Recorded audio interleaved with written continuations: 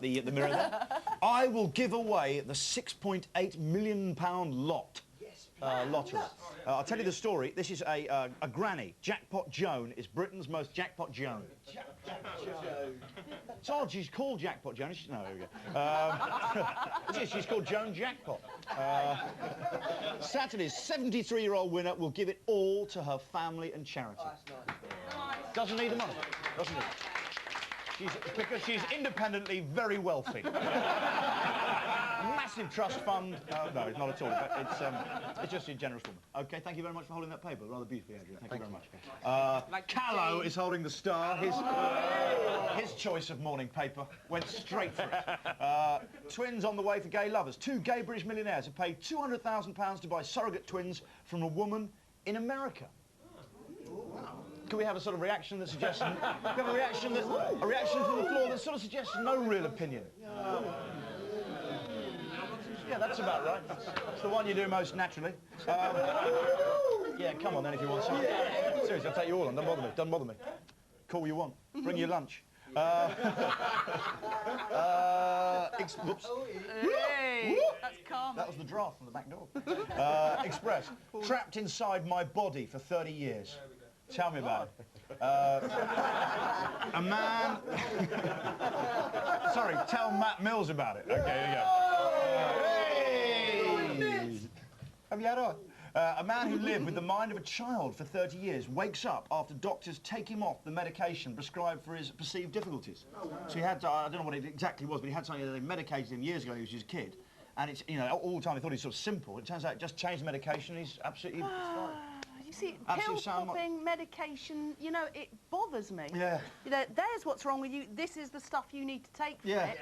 But where's the positive news there? Yeah, and also all these pills, they all add up, don't they? You have to have the pill for that, that's got the side effects, you have that, and that's the side effect for that. Yeah. Liquid cosh, all that sort of stuff. Oh, it's maddening. Medicine needs to be refreshed, doesn't it, Yeah, John? every village needs a wise woman.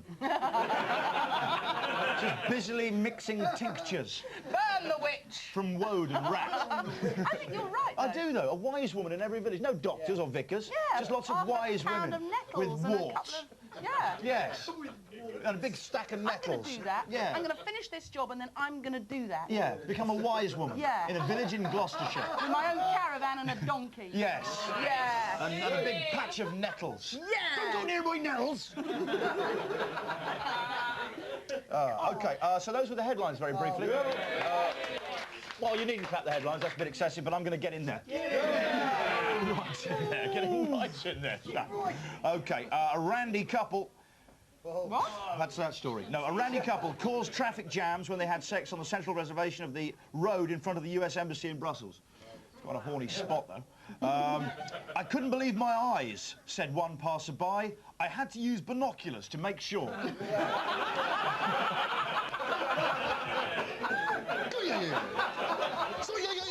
That's fantastic, isn't it? The couple now face indecency charges. I think the guy with the binoculars is the criminal. So do I. Walking around Brussels with binocs. Probably just a couple of MEPs taking a bit of time out. This is an interesting article. You'll be the judge of that. The priority of almost 2/3 of British women, yeah? Do you know what their priority is? I don't know. It's just to look happy. According to a new survey, yes. According to a survey for a cosmetics company, just 5% said that their first concern was to look beautiful. See, that is rubbish.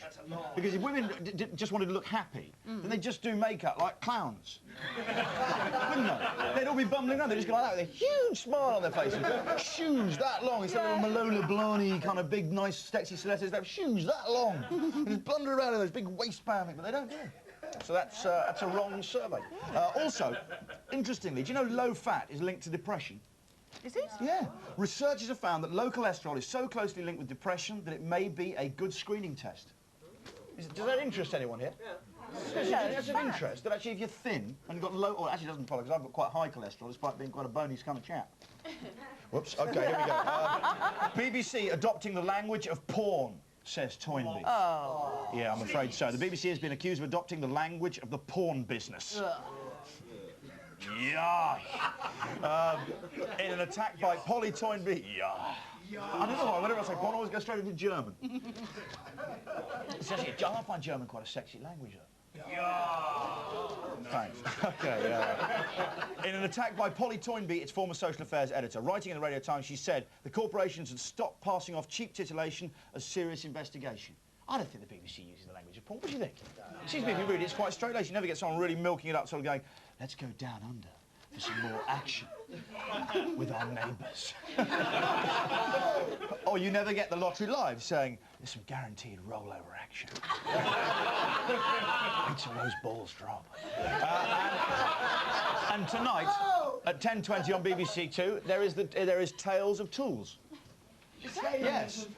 He's right. Yeah, at least one man and his dog has gone to Sky, eh? Hey, here's a good letter for you from the Mail. Hey. Blacksmith. Hey. Don't. Okay, blacksmith. Very rare you see an article start with that these days. Blacksmith Ben Herbert, because blacksmith's quite a declining skill. Yeah. I don't know why. Blacksmith Ben Herbert suffers from RSI, repetitive strain industry, industriously. As a teenager, I made a tin plate. The repetitive physical work was hard. Working at the furnace over boiling sulfuric acid and lifting heavy weights. Oh. I think that was just when he got home. It wasn't actually, it was when he was working. 3 men covered a 24-hour shift. If one fell ill or got injured at work, one of the other 2 is expected to work a 16-hour shift. I think rightly so as well. Accidents were common and regarded as part of the job. Here's an example of that. I remember cutting off the tops of 2 fingers. On running to the police lodge, where there was a first aider, I was told, don't faint or I'll hit you. They were hard times. Then his wounds were cleaned and dressed, and he was sent back to finish the rest of his shift. Imagine that, he lost the top of 2 fingers.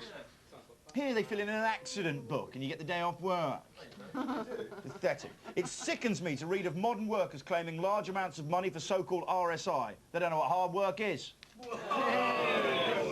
It is odd, though, isn't it? People who complain about things that I would think, you know, like there's a lot of computer operators complaining they're getting bad backs. We'll do something about it. Yeah, do something about it. Have Get a word proper with job. yourself. Work as a blacksmith. Work as a blacksmith and lose your fingers. Yeah. Then try and operate a computer.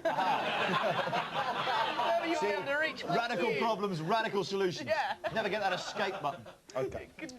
Here's another mad letter in the mail. There is an illusion that the law is an institution for the protection of the individual and his property. It is not and never has been. Why else is it necessary for me to have a Gurkha knife alongside me when I sit reading in the evening? A knife, you say? It is actually from GPG Williams, brackets Major Retired. Of course. He said, why else is it necessary for me to have a Gurkha knife alongside me when I sit reading in the evening in his high-backed leather chair? Doesn't say that, I'm just painting the picture. He goes, and not to go to bed before setting a booby trap designed to remove the ankles of any intruder. Sadly, it doesn't give his address, but it is in Eastbourne. Of course it is. OK, cross-dressing chauffeur wins dismissal case. Thank the Lord, eh? An aristocrat chauffeur who was sacked after he dressed up in women's clothes and exposed his underwear to passing motorists has won an unfair dismissal claim. What? Yeah. Forbes was dismissed by the, I can't pronounce the word, but it's an estate in Scotland, where he had worked for 4 years as a chauffeur, caretaker and handyman. After pleading guilty to 2 breach of the peace charges at Perth Sheriff's Court in February, motorists travelling between Dundee and Perth have reported seeing a figure in blonde wig, bra, thong, stockings and suspenders flashing at them from the roadside. Is it an offence to flash? It's not an offence to flash underwear, is it? I don't think it is. Just to flash underwear. I reckon that's fine. I reckon it's all right. I reckon it sort of lightens up a journey a bit. Unless, of course, you've got youngsters on board. Which case is shocking, right? But it says here, seeing a figure in a blonde wig, bra, thong. Daddy, that man's got a thong. Don't look. Don't even look, son. Look away. Look away from the verge, son. Flashing at them from the roadside he was, but perhaps most shocking of all. What did you do, though? Just like that? No, I'll tell you what he does. Forbes was caught when he opened his sheepskin coat. And peculiarly, I found that the most perverse thing of all. But here's a guy, and over it all, he's got his sheep. Sort of like Motson with... Yeah, right, okay. Okay. Spread that round. Yeah, spread that round. OK.